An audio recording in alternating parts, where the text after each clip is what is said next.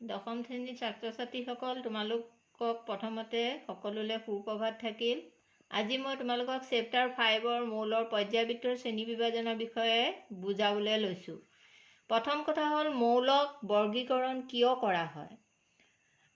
মৌল হৈছে সকলো পদাৰ্থৰ মৌলিক একক। 1800 চনত চিনাক্ত কৰা মৌলৰ সংখ্যা আছিল মাত্ৰ 31টা, কিন্তু বৰ্তমানলৈকে চিনাক্ত মৌলৰ সংখ্যা হ'ল 118টা। গতিকে এই বিশাল সংখ্যক মৌলসমূহৰ ভৌতিক আৰু ৰাসায়নিক ধৰ্মসমূহ পৃথকে পৃথকে অধ্যয়ন কৰাটো অতিশয় কঠিন। সেয়েহে বিজ্ঞানীসকলে এই মৌলসমূহক প্ৰণালীবদ্ধভাৱে পৰ্যায়বৃত্ত তালিকাত শ্ৰেণীবদ্ধ কৰিছে, যাতে একে বৰ্গ বা পৰ্যায়ৰ অন্তৰ্ভুক্ত মৌলবোৰে একে ধৰণৰ ধৰ্ম দেখুৱায়। এতিয়া তোমালোকক মই বুজাব লৈছোঁ যে ডবাৰেইনৰ টায়াৰ্ড।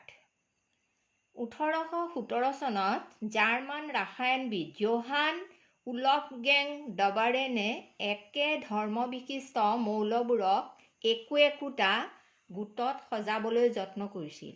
তেওঁ তিনিটা মৌল থকা কেইটামান গোট চিনাক্ত কৰিছিল। এইবোৰক তেওঁ ডবাৰেনৰ ট্ৰায়াড বা ট্ৰিক বুলিছিল। উদাহৰণস্বৰূপে লিথিয়াম, ছ'ডিয়াম আৰু পটাছিয়ামেৰে গঠিত এটা টায়াৰ্ড লোৱা হ'ল।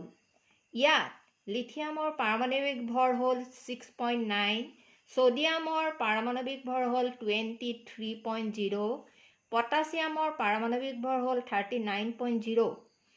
ইয়াত লিথিয়াম আৰু পটাছিয়ামৰ গড় মানটোৱেই হৈছে ছ'ডিয়ামৰ পাৰমাণৱিক ভৰ।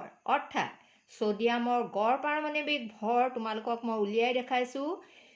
লিথিয়ামৰ গড় পাৰমাণৱিক ভৰ আৰু পটাছিয়ামৰ গড় পাৰমাণৱিক ভৰ তোমালোকে যোগ কৰি তাক 2ৰে যেতিয়া হৰণ কৰিবা, তেতিয়া আমাৰ উত্তৰ ওলাব 22.8। ইয়াক আমি এইটোকে আমি লিখিব পাৰোঁ যে 223 বুলি লিখিব পাৰোঁ। এইটোৱে হৈছে ছ'ডিয়ামৰ পাৰমাণৱিক ভৰ। এইদৰে আমি ডবাৰেনৰ টায়াৰ্ডটো উলিয়াব